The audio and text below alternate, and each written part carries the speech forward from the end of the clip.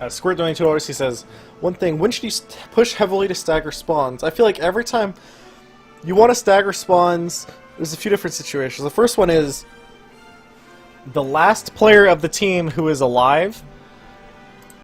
You want to kill them very, very late intentionally. Like, intentionally don't kill them for, like, seriously 20 seconds. If they have their ult. Or if you think their ult doesn't matter, or whatever. Stuff like that, right? So, like, as an example, let's say you kill the whole team, and if for some reason the Mercy didn't use res and you wiped their team, and she didn't bother resing, you just keep that Mercy alive forever behind you, and you kill her, like, 10 seconds later, 15 seconds later. That's, like, one example of staggering a spawn that people do in tournaments. The second one is... you also do it on... what was it? What was the situation I think of? Oh, after you capture a checkpoint, you push all the way to the enemy spawn and catch the people who are trying to run, because if you can kill the 2 to 3... this happens in tournaments all the time, by the way. Like, this is like a very consistent thing that people do.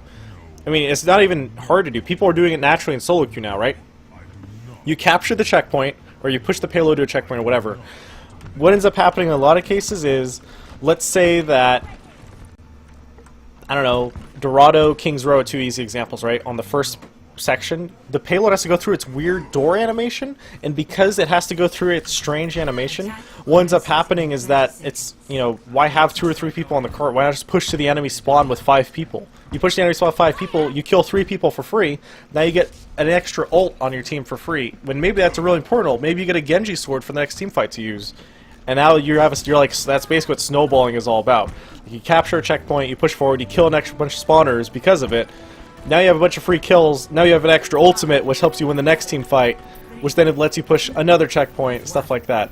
So what ends up happening a lot of the time if you're watching tournaments is, people will win the first team fight, they have ult advantage, they spawn camp you, and then with the ult advantage they win the next team fight, or maybe they spawn camp you even a little bit more, depends on how far they want to push up.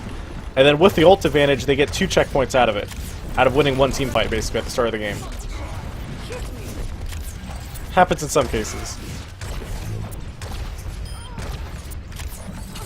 Crap, I don't have a teammate shield. Oh, she's good, she's flying. Please tell me someone else just saw me get pulled through a sign. Seagull, stop talking? No. I used to rant about this stuff like 24/7. Now I just play ranked, so I have to actually think about the game a little bit more. Seagull, will this be on the test? Yes.